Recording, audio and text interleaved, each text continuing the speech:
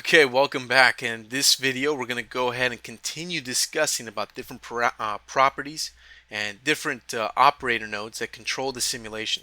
I know this may not be very exciting, but it is something that we have to go through, and you have to understand, at least to some point, to be able to work with dynamics successfully in XSI. So let's just keep moving along here. Okay, now I have my Explorer view open. If you don't, go ahead and hit 8 on the keyboard to go ahead and do that. And under the environments here, I'm going to go down to the simulation time control, and we're going to look at this operator. So go ahead and click on the little gradient icon to open up its PPG, or select the simulation time control and hit enter on the keyboard. So here's the PPG for the time control. This is going to control our playback, the mode that we play back the simulation in. It's also going to control caching, and we're going to talk about caching in this video. So let's get started with this. Okay. The first parameter here is the active parameter. Now, this parameter is pretty self-explanatory. It's checked on by default. That means that the simulation is active. So when I hit play, stuff happens. Gravity takes over, objects react. I'm just going to switch to shaded mode here so this looks a little bit, so you can see what's going on here. Okay. And when I hit play, what you would expect happens. Gravity takes over, the cube falls, makes contact with this obstacle cube over here, and so on and so forth. If you switch PPGs out like I did, go ahead and hit this back button here just to go back. And I'm going to click on this keyhole icon up here to lock down that PPG so it doesn't do that again. Okay, now here we have a time reference and a scene time parameter set. So these parameters allow you to control what times the simulation is going to use, or what length of time it's going to use to simulate. As you can see here, it says offset of 1 and duration of 220. Okay, this means that we're simulating for 220 frames, and I can confirm that because if I go down here to my timeline, I can see that the first frame is 1 and the last frame is 221, which comes out to a total of 220 frames. Okay, and down here it'll tell you the current simulation frame, which is 1, and it's grayed out. So let's go ahead and let's adjust the timeline here based on this. We can see that the scene time is set to use the start frame and use the end frame.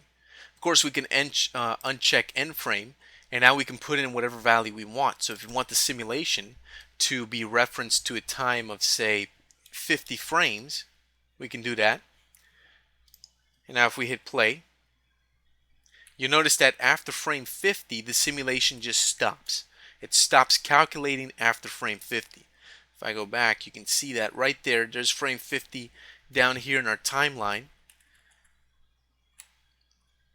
And let me just go back to home.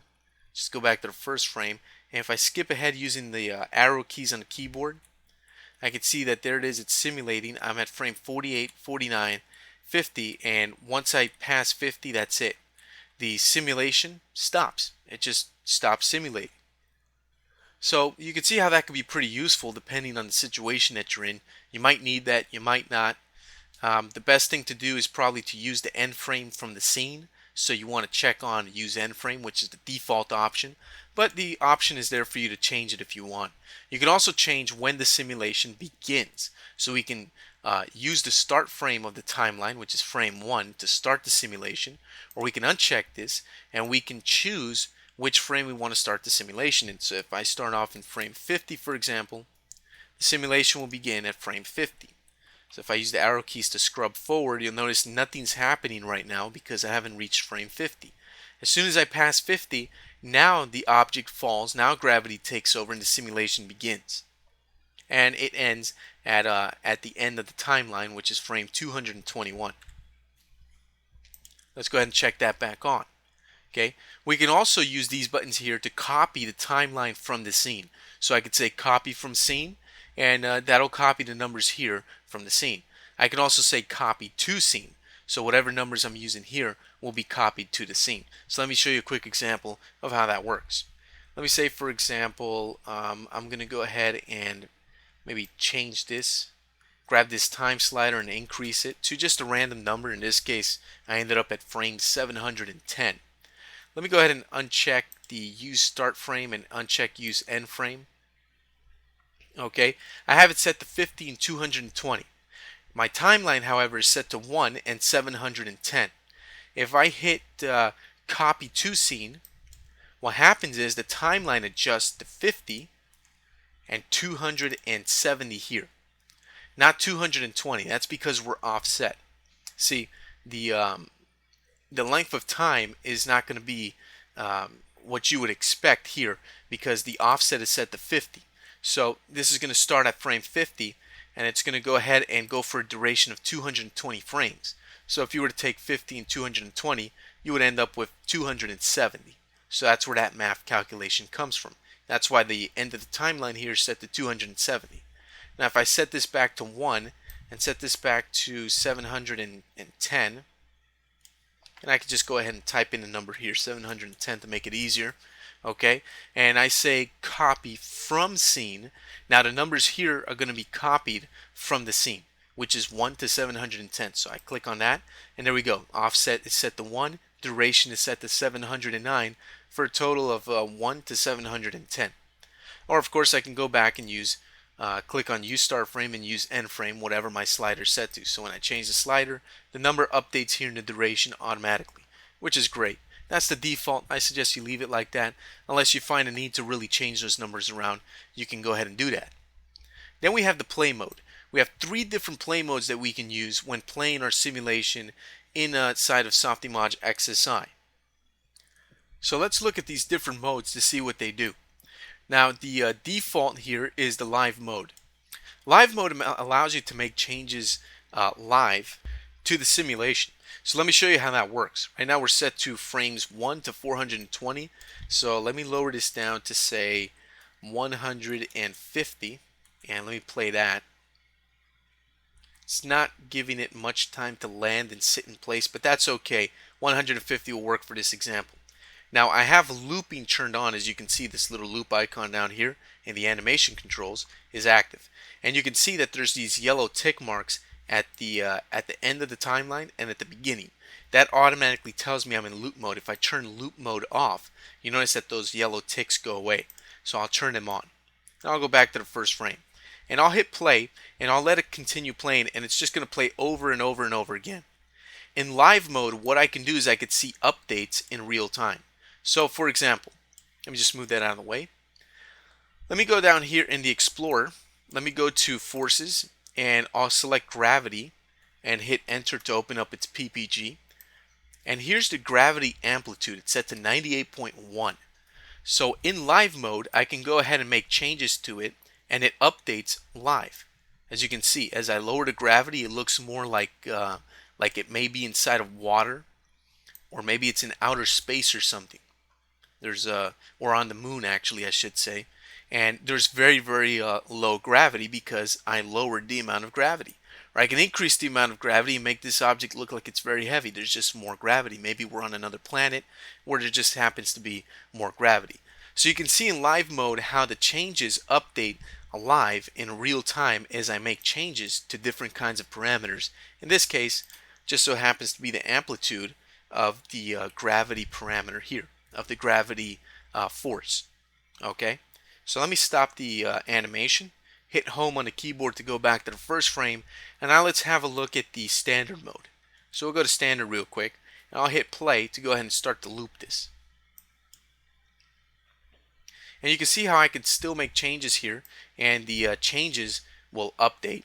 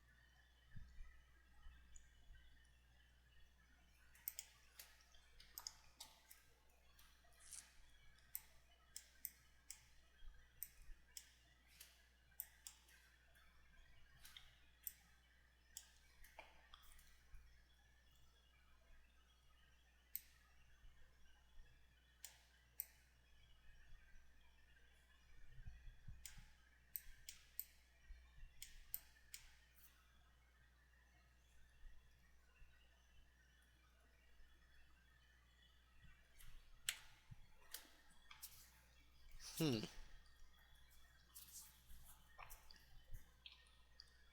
Oh, okay. Edit everything you said about standard mode out of the video. Edit it out of the video. Starting again in 3, 2, 1. So that's live mode for you. Standard mode works very, very similar to live mode, with the exception that you will have to hit the play button or change the frame in order to be able to see the changes that you've made to the object. So if I make a change, I have to go ahead and move forward in the timeline or hit play. Very similar to live mode. Let me go back to the first frame. Then we have a more interesting mode here, the interactive mode. And interactive mode is actually a lot of fun. What this allows you to do is, and let me hit play just to go ahead and show you.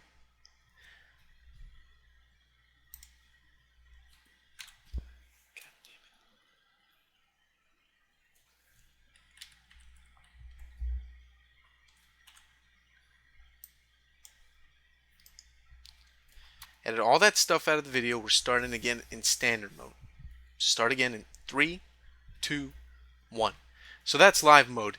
Let's switch over to standard mode. Now standard mode works very much like live mode, except that you are able to see the updates to your changes with the simulation, to any properties or parameters you make, simply by changing the frame number of the animation down here. So you'll see the changes update once you do that. I'll go back to home. We have another more interesting mode here I want to show you, interactive mode. Interactive mode is actually a lot of fun. With interactive mode, you can interact with the object in real time. So I'll show you what I'm talking about. I'll go ahead and just let this play in loop, and it looks just like the other modes, live and standard, right? Well, you notice it's not looping back and forth anymore. It landed and it just kind of sits there. That's because right now it's just it's kind of calculating on and on and on and on and on. It's not reloading or re-looping the same thing over and over again. The object fell, landed, it slid a little bit, moved a little bit, and then it just sat there. And it's not going to do anything anymore until something or someone comes and interacts with it. So we can select it, we can click on it to actually select it, and we can use the move tool V on the keyboard to do that. And we actually move the object up and kind of just throw it up and then just drop it, and gravity takes over and it falls. Isn't that neat?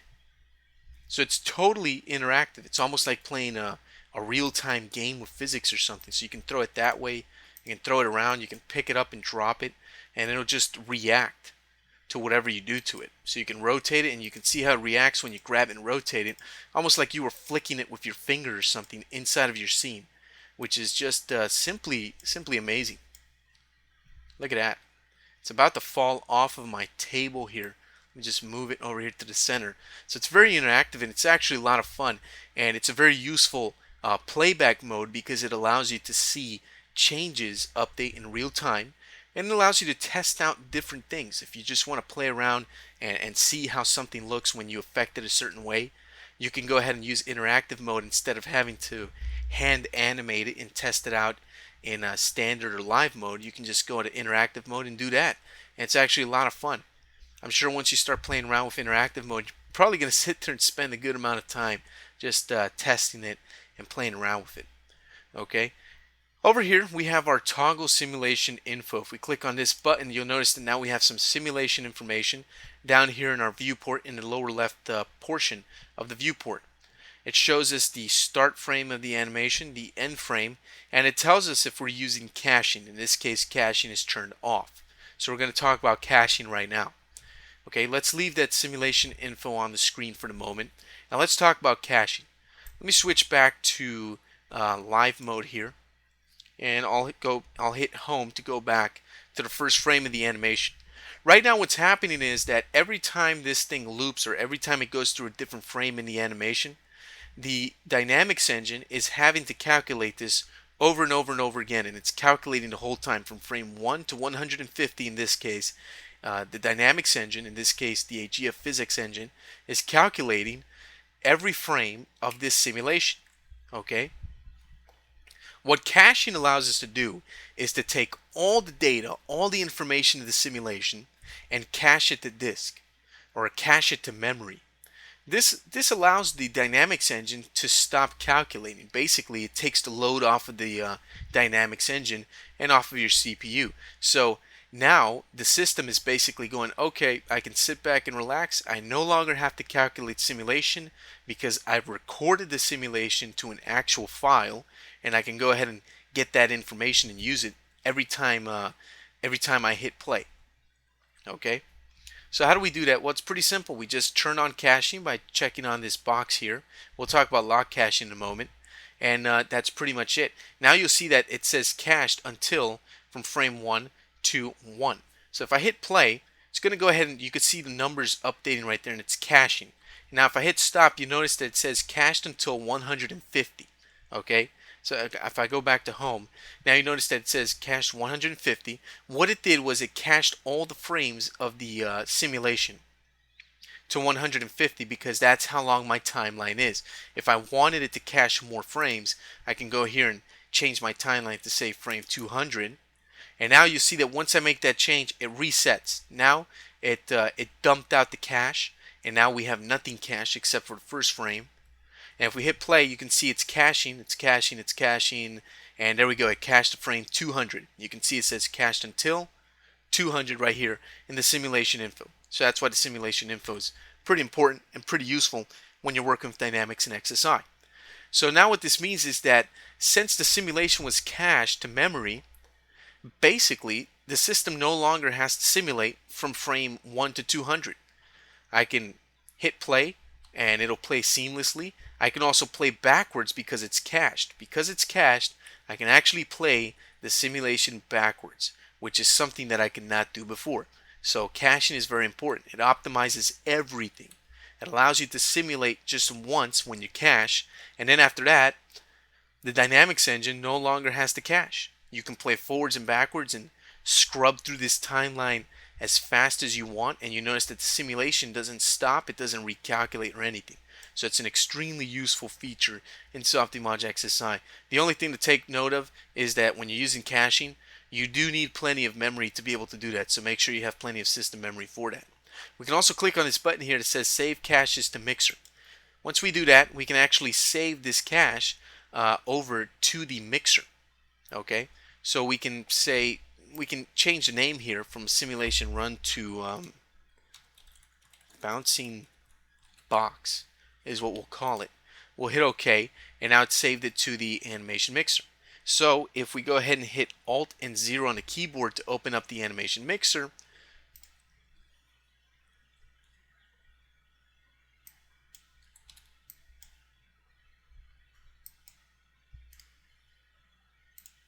oh, no.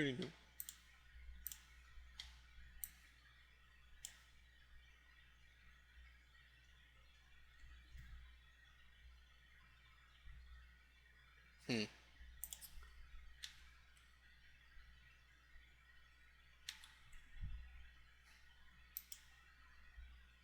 What? Oh no. What did I just do? What did I just do? Okay, edit that part out of the video. The whole save caches to mixer stuff, edit that completely out of the video. Okay, starting again in 3, 2, 1. So you can see how caching can help you and can be such a useful tool and useful feature for working with dynamics and XSI. Now if we go over here to the Explorer and we go down underneath the caches, click on this little character icon here. This opens up the scene root environment cache properties here. I did cache this simulation from frame 1 to 200. And you can see here all of the items that were cached. Just move this across over here. We can see we have a long list of different items. It cached a lot of stuff. Basically 24 items. Okay.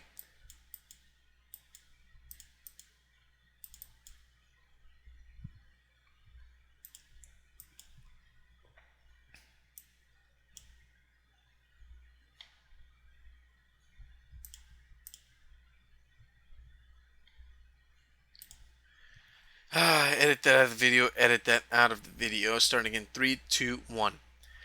And over here in our Explorer, we're going to go over here to this little character icon, click on that, and this is going to open up this window. And from here, we can save out the cache. The storage right now is internal, so it's pretty much saving it to memory. If you have plenty of memory, it won't be a problem. But what you can also do is you can save it externally. You can choose to save it out externally as XSI binary, as an XSI text file, and so on and so forth, even a custom format. So I'll choose, say, XSI binary, and I could choose to make it offloaded, partially loaded, or loaded. Okay, I'm going to leave it as loaded. What you can do is come over here, and you can actually click on that little three dot icon there, and you can save this out. You can actually save this out as an actual file name, and here's the different formats that are supported. So I could save it out as a .xsi file, and it'll go placed right here in the simulation folder of the project directory, Intro to Dynamics. You can place this in the simulation folder under rigid bodies. That's a default directory, and you can call this cache whatever you want. So maybe it's bouncing box, and you can save it out, and you can save this stuff out to disk. You can pretty much do whatever you want with it. And a great thing about this is that it optimizes the simulation. So when you're ready at the end to do your final render or whatever it is that you're doing, and you don't want to spend time calculating a simulation that maybe takes 2 or 3 minutes to calculate over and over again, just cache it once, save it out, and there you go. You don't have to calculate it anymore, unless, of course, if you make any changes. So use caching mainly when you're finished and you don't have to make any more changes. That's when it makes the most sense to do it. So let's switch it over here from loaded mode to, let's go to offloaded, and let's cache it again. So we'll hit play, and you can see it's caching and caching and caching, and we'll stop it, go back to home. And if we go here, we can see it saved the file out, bouncingbox.xsi.